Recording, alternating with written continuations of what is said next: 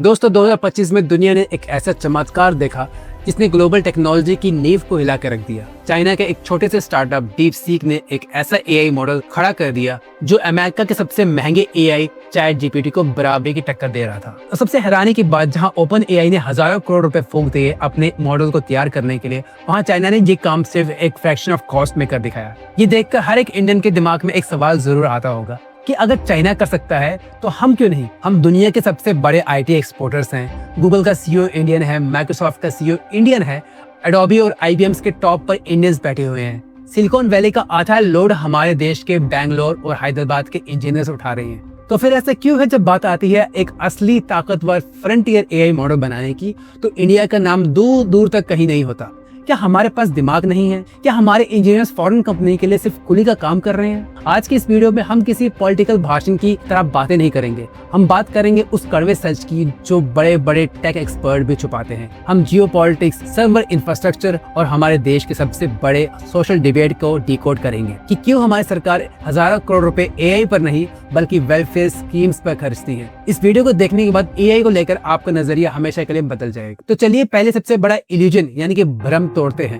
बहुत से लोगों को लगता है कि एआई मॉडल बनाना मतलब एक अच्छा कोड लिखना, एक सॉफ्टवेयर ही तो है, बढ़िया कोडर बिठाओ और बना लो। और ये सबसे बड़ी गलतफहमी है। मॉडर्न एआई सॉफ्टवेयर का खेल नहीं है, ये हार्डवेयर और इलेक्ट्रिसिटी का खेल है। अगर आपको क्लाउड या चैट जीपीटी ऐसा फ्रंटियर मॉडल बनाना है तो आपको चाहिए एनवीडिया कंपनी के स्पेशलाइज्ड चिप्स जिन्हें जीपीयूज कहते हैं। एक सिंगल एनवीडिया H100 चिप की कीमत लगभग $30,000 से लेकर $40,000 तक होती है, यानी कि लगभग 30 से 35 लाख रुपए।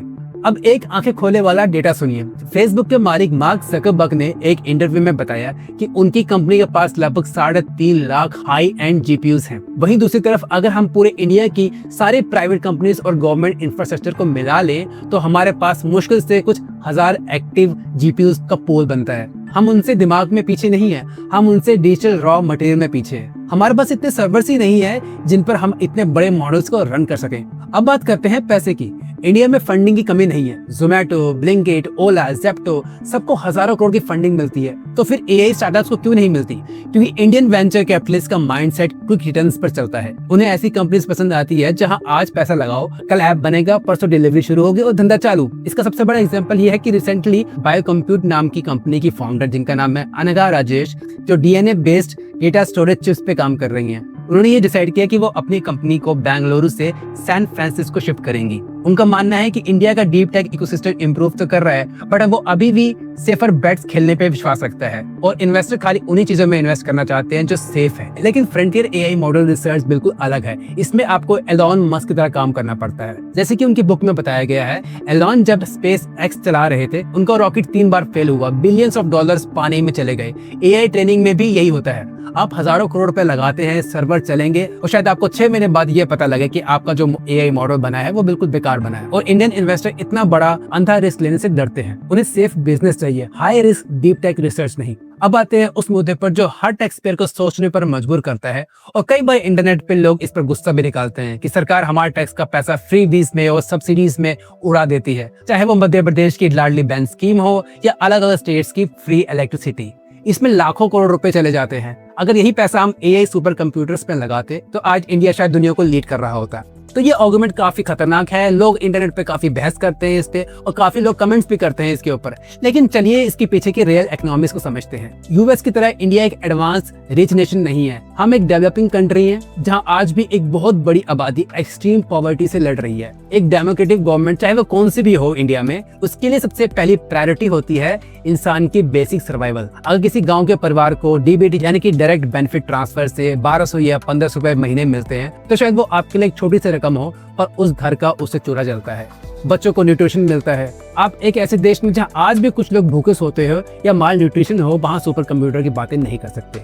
जैसे कि हर सिक्के के दो पहलू होते हैं, इस आर्गुमेंट का भी एक दूसरा सच है। यानी कि अगर हम बिल्कुल भी एआई पे खर्च नहीं करेंगे तो क्या होगा? हम आने वाले समय में हमेशा के लिए अमेरिका और चाइना पर डिपेंड हो जाएंगे। और टेक एक्सपर्ट्स इसे कहते हैं डिजिटल कॉलोनाइजेशन, यानी कि डिजिटल गुलामी। बिल्कुल वैसे ही जैसे कि एक समय पे ब्रिटिशर्स ने आके इंडिया में अपनी कॉलोनी बनाई थी, और वैसे ही अगर हम अमेरिका और चाइना पर डिपेंड हो जाएंगे हमारी हर एक डिजिटल नीड्स के लिए, तो हम उनके गुलाम बन जाएंगे। और कल को अगर कोई जियोपॉलिटिकल तनाव हुआ और ओपन एआई ने इंडिया के आईपी एड्रेस को ब्लॉक कर दिया, तो हमारा पूरा आईटी सेक्टर, बैंकिंग एप्स और कस्टमर सर्विस सिस्टम एक रात में ठप हो जाएंगे।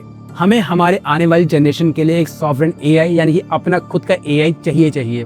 इसके लिए गवर्नमेंट ने बीच का रास्ता निकाला है कि उसने 10,372 करोड़ का एक इंडियन एआई मिशन शुरू किया, जो वेलफेयर को बिना रोके प्राइवेट कंपनी के साथ मिलकर सस्ते जीपीयू प्रोवाइड करता है। पर ये अमाउंट बहुत छोटा है। इंडिया में वेलफेयर स्कीम्स पे लगभग 8 से 9 लाख करोड़ रुपए खर्चे होते हैं। उसके मुकाबले ये 10,372 करोड़ रुपए सिर्फ एक चिल्लर है।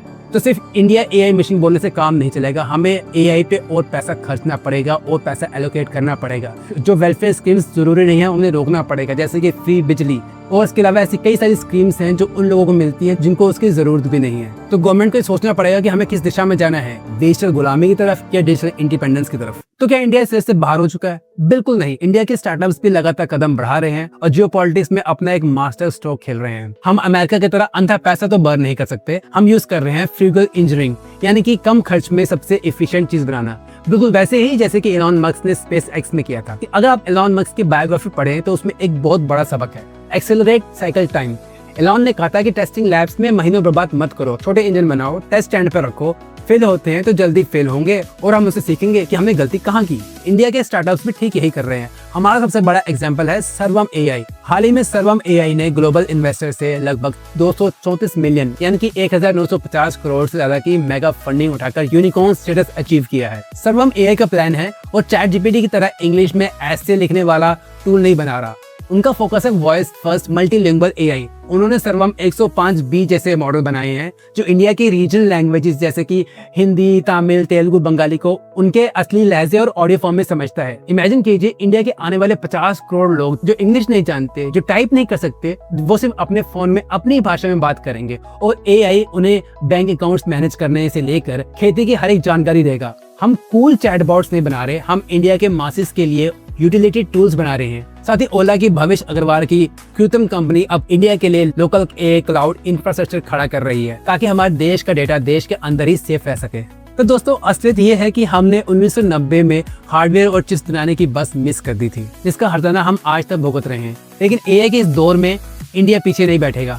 हम शायद सबसे पहले नहीं थे, लेकिन हमारे रास्ते सबसे ज्यादा प्रैक्टिकल और इम्पैक्टफुल होने वाले हैं। हम बेशक दुनिया के लिए एआई ना बना रहे हो, बट पहले हम अपने 140 करोड़ लोगों के लिए एआई बना रहे हैं। अब एक सवाल जो मुझे अपने हर एक व्यूअर से चाहिए, क्या आपको लगता है कि हमारी इंडियन टेक आईटी कंपनीज को अब आउटसोर्सिंग छोड़कर डीप रिसर्च में अपना खुद का पैसा लगाना चाहिए? और क्या आप फॉरेन एआई एप्स को छोड़कर एक इंडिजीनियस इंडियन एआई टूल को अपना प्राइमरी टूल बनाने के लिए तैयार हैं? अपनी राय नीचे कमेंट्स में जरूर बताइएगा, क्योंकि आपका हर एक कमेंट देश की टेक डिस्कशन को आगे बढ़ाता है। और अगर आपको वीडियो पसंद आए तो लाइक करना मत भूलिएगा।